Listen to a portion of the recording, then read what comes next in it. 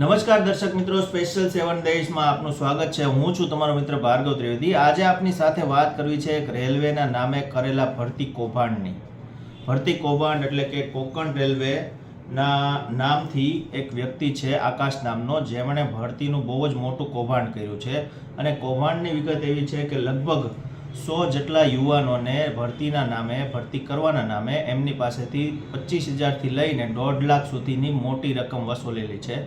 અને 110 જણા થઈને લગભગ 60 લાખ રૂપિયા જેટલા રૂપિયા એની પાસેથી લઈ લીધા છે। અને લીધા બાદ પણ એ લોકો રેગ્યુલર ત્યાં નોકરી ઉપર જતા હતા।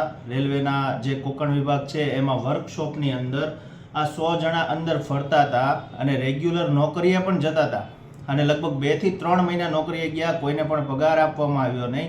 અને જ્યારે એ આકાશ નામના વ્યક્તિ પાસે પગારની માંગણી કરવામાં આવી ત્યારે એ રોજ જ એ લોકોને આગળ પાછળ ઠેલવતો હતો અને એની પાસે દિવસો પસાર કરાવતો હતો।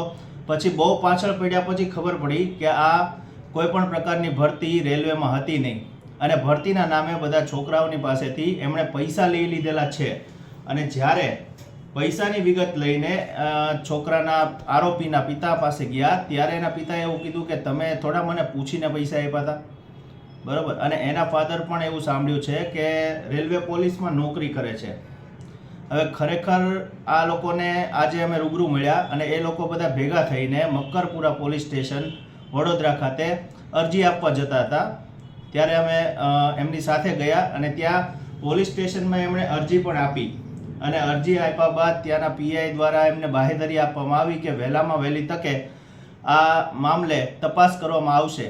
ત્યારબાદ અમે જોયું કે એમના જે લોકો છે અને એના જે આગેવાન છે સુનિલભાઈ કરીને, એમની સાથે અમે વાત કરી અને એમની પાસેથી અમને જાણવા મળી એ સંપૂર્ણ વિગત કે એમની સાથે ક્યારે ક્યારે શું બનાવ બન્યો હતો। એમને કોલ લેટર પણ આપ્યા હતા, ઓફર લેટર પણ આપ્યા હતા અને એમને બધાને ઉલ્લુ બનાવીને એમની પાસેથી મોટી રકમ પણ વસૂલવામાં આવી હતી, બરાબર। તો આપ એમની વાત સાંભળી શકો છો।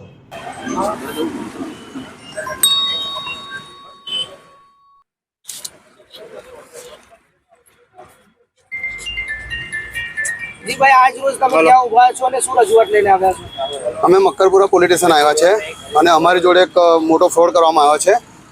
એની રજૂઆત લઈને અમે મક્કરપુરા આવ્યા છે। આજે ફ્રોડમાં સર અમારી જોડે એવું થયું છે કે જે આકાશ નામના વ્યક્તિએ અમને કોકણ રેલવેમાં ભરતી માટે કીધું હતું અને એ ભરતી માટે અમે જ્યારે 10 તારીખે એટલે આજથી 2 મહિના પહેલાં અમને લોકોને રેલવે કોકણ રેલવેમાં બોલાવવામાં આવ્યા હતા પ્રતાપનગર વર્કશોપના અંદર। જ્યારે વર્કશોપના અંદર અમે ગયા અને ત્યારે એમને કીધું કે તમારે અહીંયા જે સેલેરી છે એ 35,500 નક્કી કરી હતી અને એ નોકરી સેલેરી સાથે અમને લોકોને કીધું હતું। અને પછી એમણે આકાશ નામના વ્યક્તિ અમને એવું કીધું કે તમારે 15 દિવસની ટ્રેનિંગ કરવાની છે અને 15 દિવસ ટ્રેનિંગ દરમિયાન તમને 900 રૂપિયા પર ડે આપવામાં આવશે, આવી તેને વાત કરી હતી। અને 15 દિવસ પછી તમને આવશે ઓફર લેટર અને એ ઓફર લેટર પછી બીજા 15 તમને આવશે આઈ કાર્ડ અને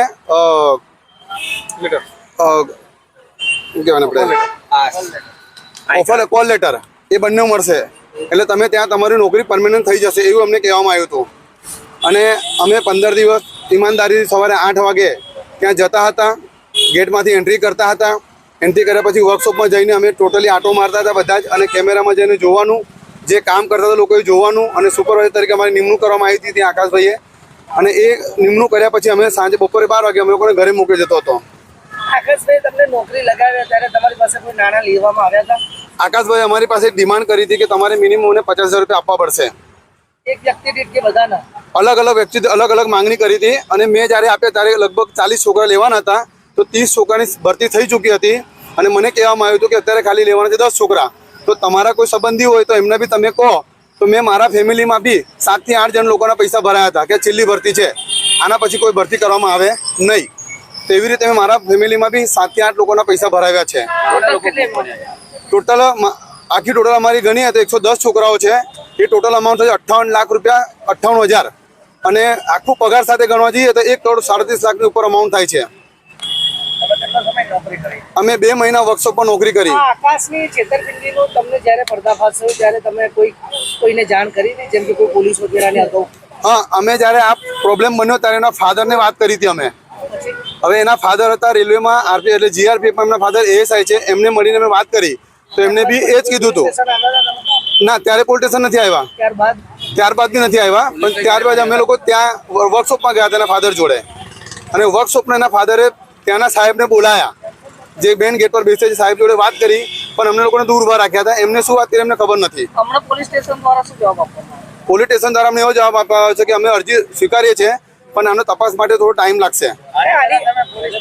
હા, અમે 7 તારીખે જ્યારે પગાર નહોતો આપ્યો ત્યારે આકાશને અમે પોલીસ સ્ટેશન લઈને આવ્યા હતા, અને ત્યારે એ દરમિયાન અમે જેટલા છોકરાઓ છે અહીંયા એમને લઈને આવ્યા. પછી અમે જ્યારે અહીંયા કીધું કે સાહેબ આ અમે ગુનેગારને બી લઈને આવ્યા છે, પણ ત્યારે અહીંયા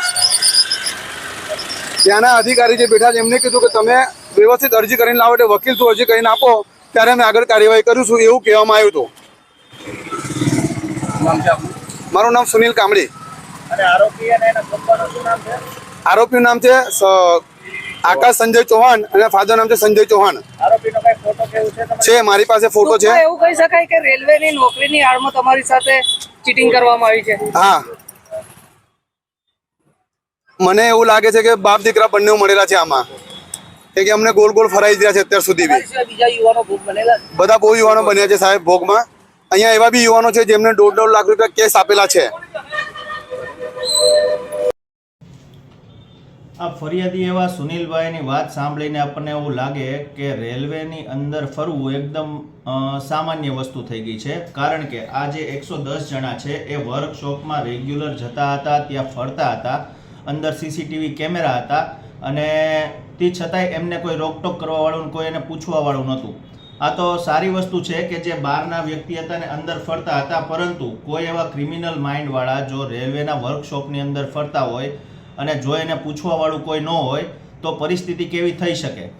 એટલે આનો મતલબ આપણે એટલો પણ કાઢી શકીએ કે કદાચ અંદર કોઈ નોકરી કરતા વ્યક્તિઓ પણ આમની સાથે સંકળાયેલા હોય, કે જે આટલું મોટું ભરતીનું કૌભાંડ ચલાવતા હોય. અને અત્યારે હવે પોલીસ તપાસમાં ખરેખર સામે આવશે કે કોકણ રેલવેમાં કામ કરતા કોન્ટ્રાક્ટરો અથવા તો કોઈ અધિકારીઓ શું આ કેસની સાથે સંકળાયેલા છે કે નથી.